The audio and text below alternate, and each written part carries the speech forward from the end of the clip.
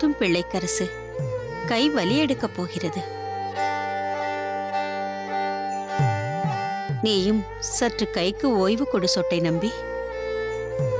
எனக்கொன்றும் புழுக்கமாக இல்லை. இருக்கட்டும் அம்மா, எங்களுக்கொன்றும் கை வலிக்கவில்லை. வந்திருப்பது திருக்கோஷ்டிகள் அகமாக இருந்தாலும் உங்களுக்கு பிடித்த தளிகையை நான் செய்து போடலாம் என்று நினைத்துக் கொண்டிருக்க, என்னை உட்கார வைத்து நீங்கள் சிசுருஷை செய்து கொண்டிருக்கிறீர்கள். நன்றாக இருக்கிறதம்மா நீங்கள் பேசுவது. இதுநாள் வரை நீங்கள் நிறைவாக தளிகை பண்ணி போட்டாகிவிட்டது.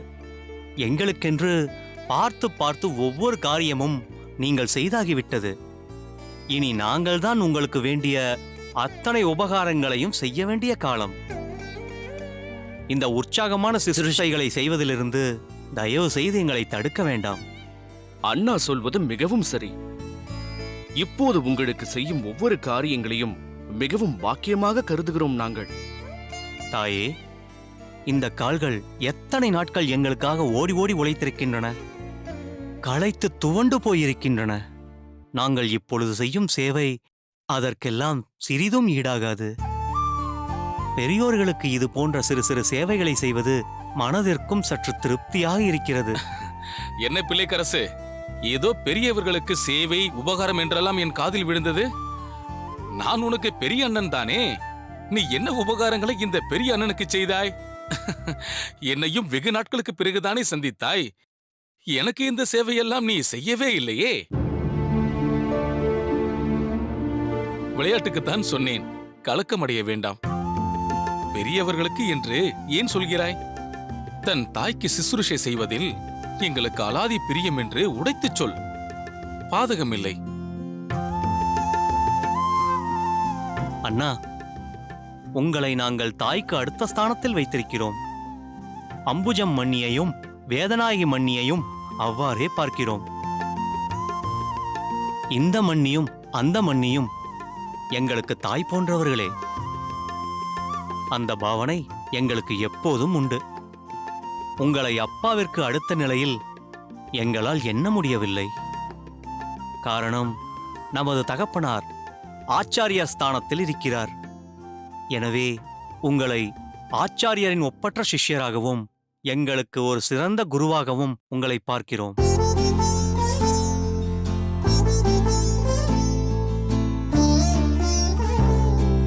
அந்த வகையில் நீங்கள் அனைவருமே எங்களுக்கு வயதிலும் சரி, அனுபவத்திலும் சரி, இன்றிருக்கும் ஸ்தானத்திலும் சரி, நாங்கள் போற்றி வணங்கி துதிக்கும் பெரியோர்களாகத்தான் திகழ்கிறீர்கள். என்னை பொறுத்தவரை உங்களை என் அண்ணாவாக பார்ப்பதை விட ஒரு குருவாக, ஆசானாக பார்ப்பதில்தான் தனி திருப்தி கிடைக்கிறது. உங்களுடைய ஆசிர்வாதத்தில்தானே ஆச்சாரியரும் ஒரு ஒப்பற்ற சேவையை கோயிலில் ஆற்றும்படி பணித்திருக்கிறார். ஆஹா, இதுவல்லவா வாசுதேவ குடும்பம்.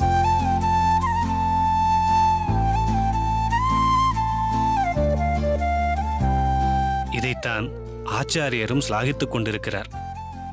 ஒன்றை நன்றாக நாம் புரிந்து கொள்ள வேண்டும். ஆச்சாரியருக்கு எவர் மீதும் தனிப்பட்ட விருப்பு வெறுப்பு என்பது எதுவும் கிடையாது. அதே நேரத்தில் தன் தர்மத்தை, கடமையை மேற்கொள்வதிலும் அதில் பங்கம் ஏற்பட்டு விடக்கூடாதே என்பதில் கண்ணும் கருத்துமாக இருப்பதிலும் மிகவும் ஜாக்கிரதையாக இருப்பவர்.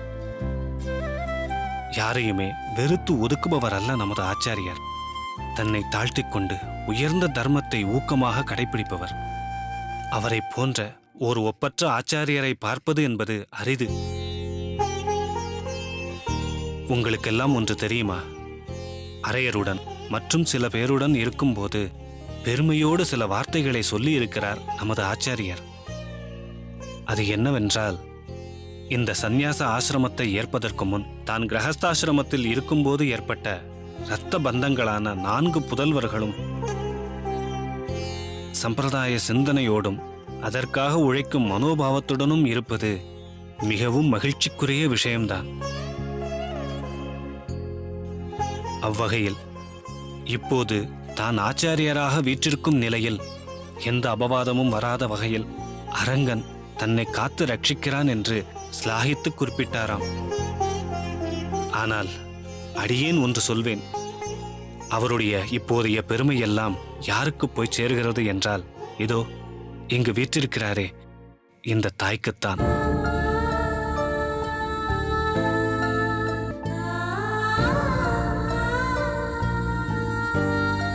நீங்கள் அல்லவா இந்த மணியான பிள்ளைகளை உலகுக்கு தந்திருக்கிறீர்கள். அது மட்டுமா, அதையும் தாண்டி தங்களது பூர்வாசிரம ஆகத்துக்காரரை இன்று தாங்களும் ஆச்சாரியராக பாவிக்கிறீர்களே. இதைவிட பெருமை என்று வேறு எதை சொல்ல? இரத்த சம்பந்தம் என்ற சாதாரண விஷயத்தை தாண்டி ஆச்சாரிய சம்பந்தம் என்ற வகையில் உங்கள் எல்லோரையுமே கரை சேர்க்கப் போகிறவர் நமது ஆச்சாரியார் என்று நினைக்கும் போது அடியேனின் மேனி சிலிர்க்கிறது.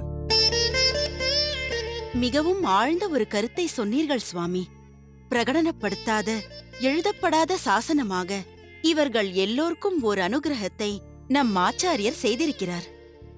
ஆச்சாரியர் யாரையும் வெறுத்து ஒதுக்காமல் அதே சமயத்தில் கொண்ட தர்மத்தில் உறுதியாக இருப்பவர் என்பது இப்போது எங்களுக்கு நன்கு புலப்பட்டது.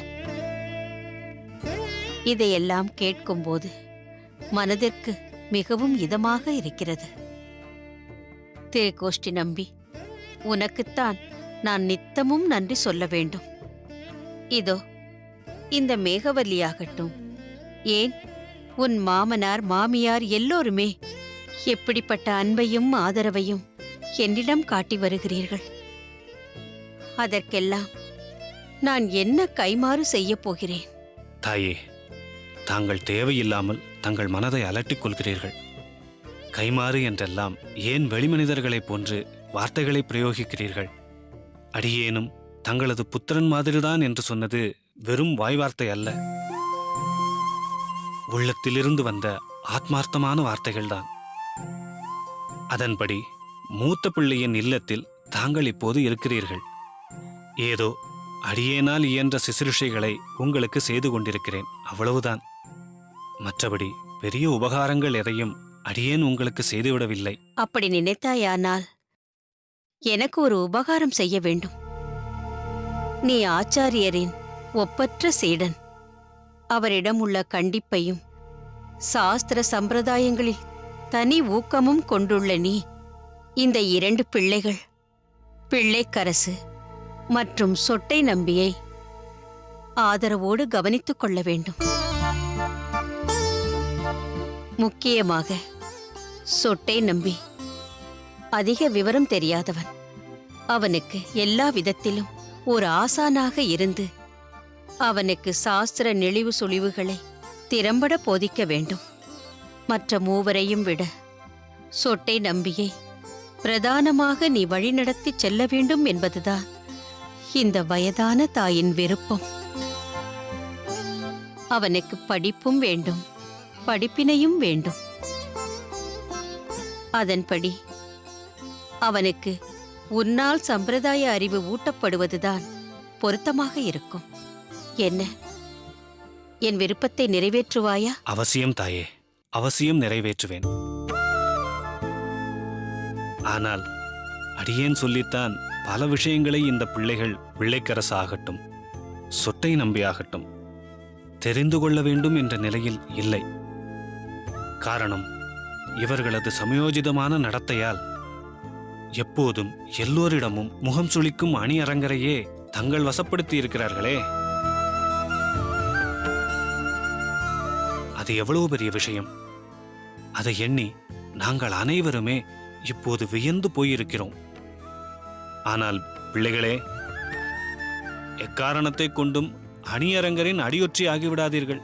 இல்லை இல்லை, ஒரு காலம் நாங்கள் அப்படி நடந்து கொள்ள மாட்டோம். கோயில் அதிகாரி என்ற வகையில் அவருக்கு எந்த அளவு மரியாதை கொடுக்க வேண்டுமோ அதை செய்தோம், அவ்வளவுதான். அப்படியானால் சரி, உங்கள் பேச்சில் அடியேனுக்கு திருப்தி ஏற்பட்டு விட்டது.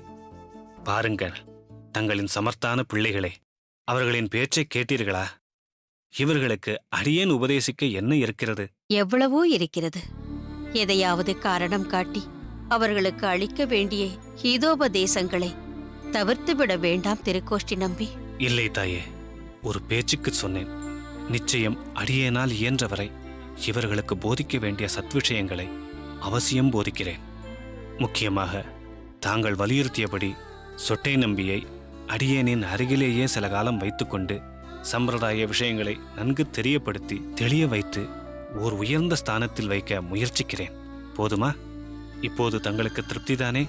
உன் வாக்கால் உறுதி கொடுத்து விட்டாய். எனக்கது போதும். மிகவும் திருப்தி அடைந்தேன்.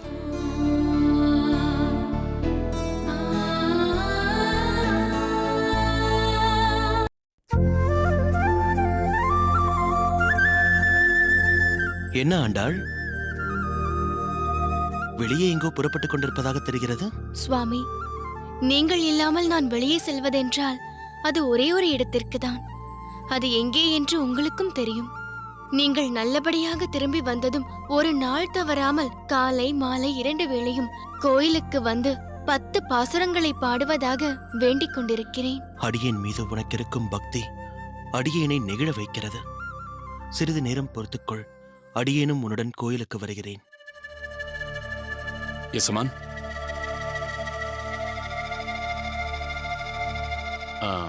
தொந்தரவிற்கு மன்னிக்கவும். வா நாளூரான், நீ வருவது எங்களுக்கு எந்த விதத்திலும் தொந்தரவோ தொல்லையோ இல்லை. காரணம் இல்லாமல் நீ வரமாட்டாய் என்பதும் எங்களுக்கு நன்றாக தெரியும். கேள்விப்பட்டிருப்பீர்கள். எதற்கான பீடிகை இது? எத்தனையோ விஷயங்களை கேள்விப்படுகிறோம். எது என்பதை தெளிவாக சொல்லுங்கள். அரசாங்கத்தின் புதிய திட்டம். மன்னர் பெரிய அளவில் மிகுந்த பொருட்செலவில் கூரத்தின் அருகிலேயே ஒரு மண்டபம் கட்டுவதாக இருக்கிறார். வழிப்போக்கர்கள் வந்து தங்குவதற்காகவும், பெருத்த மழை வரும் பொழுது பொதுமக்கள் ஒதுங்குவதற்காகவும், மேலும் அங்கு வந்து தங்குபவர்களுக்கு இலவசமாக உணவு வழங்கும் வசதியும் செய்து கொடுக்கிறார். ஆம், அடியேனும் இதை பற்றி கேள்விப்பட்டேன். அதற்கென்ன? கணவான்களும் செல்வந்தர்களும் வசதி படைத்தவர்களும் பொருளுதவி தந்து பங்கெடுத்துக் கொள்ளலாம் என்று அறிவித்திருக்கிறார். அதனால் நாமும் இதில் கலந்து கொள்ள வேண்டும் என்பது என்னுடைய தாழ்மையான அபிப்பிராயம். என்ன சிந்தனை யசமான்? உனக்கே தெரியும், கடந்த சில மாதங்களாக வியாபாரத்திலும் சற்று சரிவு ஏற்பட்டுள்ளது. அதை நானும் அறிவேன். கணக்கு வழக்குகளை நான் தானே கவனித்துக் கொண்டிருக்கிறேன். எனக்கு ஒரு உபாயம் தோன்றுகிறது. கேட்டுக்கொண்டிருக்கிறேன், சொல். நமது நிதியிலிருந்து நாம் எந்த தொகையும் செலுத்த வேண்டாம். பிறகு ஊழியர்களுக்கென்று ஒரு வைப்பு நிதி ஏற்படுத்தியிருக்கிறோம் அல்லவா? அந்த உதவித்தொகையை அரசாங்கத்திற்கு கொடுத்து விடுவோம்.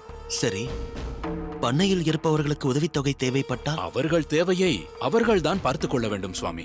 குறுக்கிடுவதற்கு மன்னிக்க வேண்டும். பண்ணையில் பணிபுரிபவர்கள் நன்றாக இருந்தால்தான் நாமும் வளமாக இருக்க முடியும்.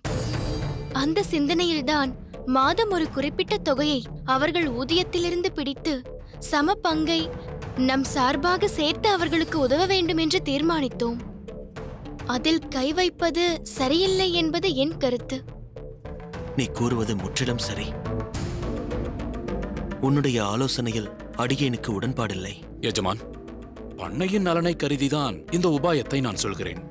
மற்றபடி எனக்கு இதில் எந்த லாப நஷ்டமும் கிடையாது. இந்த திட்டத்தில் நாமும் பங்கெடுத்துக் கொண்டால் மன்னரிடம் நம் செல்வாக்கு அதிகரிக்க வாய்ப்பிருக்கிறது. பிற்காலத்தில் பல சலுகைகள் பெறவும் ஏதுவாக இருக்கும். நாளூரான், முதலாவதாக மன்னர் எங்களுக்கு நன்றாக பரிச்சயப்பட்டவர், அது உனக்கே தெரியும். இரண்டாவதாக, சலுகைகள் பெற வேண்டும் என்ற எதிர்பார்ப்புடன் செய்யும் எந்த கைங்கரியத்திற்கும் எந்த பலனும் இருக்காது. பிரதிபலனை எதிர்பார்த்து ஒரு காரியத்தை செய்வது பாவம் என்று கருதுபவன் அடியேன். அப்படியே ஏதாவது உபயம் அளிக்க வேண்டும் என்றால் நம் செமிப்பிலிருந்து இயன்றதை அரசரின் திட்டத்திற்காக கொடுக்கலாம். என்ன, அடியேன் சொன்னது புரிந்ததா? எல்லா பொறுப்பையும் என்னிடமே ஒப்படைத்திருப்பதால், பண்ணைக்கு நல்லது என்பதால் ஏதோ எனக்கு தோன்றியதை நான் தெரிவித்தேன். முடிவெடுக்க வேண்டியது நீங்கள்தான். உன் எண்ணம் புரிகிறது. ஆனால் அதை செயல்படுத்தும் விதத்தை தான் ஆதரிக்க முடியவில்லை. மீண்டும் ஒருமுறை ஊழியர்களின் ஊதியத்தையோ அவர்களுக்காக ஏற்படுத்தப்பட்ட வைப்பு நிதியை பற்றியோ விவாதிக்காமல் இருப்பது நல்லது. நமஸ்காரம் எஜமா. நமஸ்காரம். என்ன, ஏதோ விவாதித்துக் கொண்டிருக்கிறீர்கள் போலிருக்கிறது? மன்னரின் புது திட்ட அறிவிப்பை பற்றி பேசிக் கொண்டிருந்தோம். அதில் நாமும் பங்கெடுக்க வேண்டும் என்று நாளூரான் விருப்பப்படுகிறான். ஆமாம், நாமும் அவசியம் பங்கெடுத்துக் கொள்ள வேண்டும்.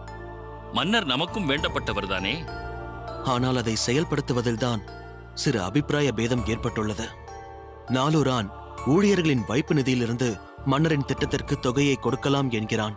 எங்கள் இருவருக்கும் அதில் உடன்பாடில்லை. என்ன நாலூரான், இப்படிப்பட்ட எண்ணம் உனக்கு எப்படி வந்தது? பண்ணையின் மேன்மைக்காகவும் அபிவிருத்திக்காகவும் நீ பாடுபடுகிறாய் என்பதை நான் நன்கு அறிவேன். ஆனால் இப்படிப்பட்ட குறுகிய கண்ணோட்டத்துடன் கூடிய ஆலோசனையை தவிர்த்துவிடு. மன்னரின் திட்டத்தில் பங்கேற்க வேண்டுமென்றால் நம் நிதியிலிருந்து முடிந்த அளவிற்கு கொடுத்துவிட்டு போவோம். அதையே தான் நாங்களும் சொல்லிக் கொண்டிருந்தோம் தந்தையே. சரி நாலூரான், ஜோசியரையோ அல்லது பட்டரையோ பார்த்து சமீபத்தில் வரக்கூடிய ஒரு நல்ல நாளாக பார்த்து சொல்லச் சொல். கூரேசன் குணமடைந்ததும் நாம் புதிதாக கட்டியுள்ள மண்டபத்தில் ஒரு பெரிய உற்சவம் நடத்தி இந்த ஊரில் உள்ள எல்லோருக்கும் அன்னதானம் வழங்குவதாக சங்கல்பம் எடுத்துக் கொண்டிருக்கிறேன். அதை கூடிய விரைவில் நிறைவேற்ற வேண்டும். நாலூரான், அதற்கான ஏற்பாட்டை உடனடியாக நீதான் கவனிக்க வேண்டும். இந்த வைபவம் முடிந்துவிட்டால் நான் வானப்பிரஸ்தம் மேற்கொள்ள லகுவாக இருக்கும். தந்தையே, வானப்பிரஸ்தத்திற்கு இப்பொழுது என்ன அவசரம்? எது எது எப்பொழுது நடக்க வேண்டுமோ அது அது அப்பொழுது நடந்துவிட வேண்டும், நடத்திவிட வேண்டும். காலம் நமக்காக காத்திருக்காது, காலனும் நமக்காக காத்திருக்க மாட்டான். என்ன தந்தையே இது? ஏன் இப்படியெல்லாம் பேசுகிறீர்கள்? சரி எஜமான், நான் உடனடியாக பட்டரை சந்திக்கிறேன். மன்னர் அறிவித்துள்ள திட்டத்தில் நம் பங்கேற்பு எப்படி என்பதை நீங்கள் கலந்தாலோசித்து எனக்கு தெரியப்படுத்துங்கள். உத்தரவு வாங்கிக் கொள்கிறேன்.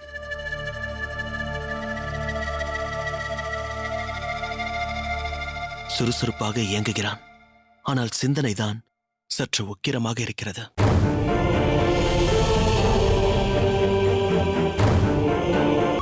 ராமானுஜா, அவளை நீ என்றும் கைவிடக்கூடாது. படத்தின் முதல் பாதையில் வரும் நீண்ட கார் பயணம் படத்தின் வேகத்தை நீர்த்து போக வைக்குது. இருந்தாலும் இடையிடையே வரும் திருப்பங்கள் படத்திற்கு பரபரப்பை கூட்டுது. உச்சத்தில் சிவா, ஆங்காங்கே விழா.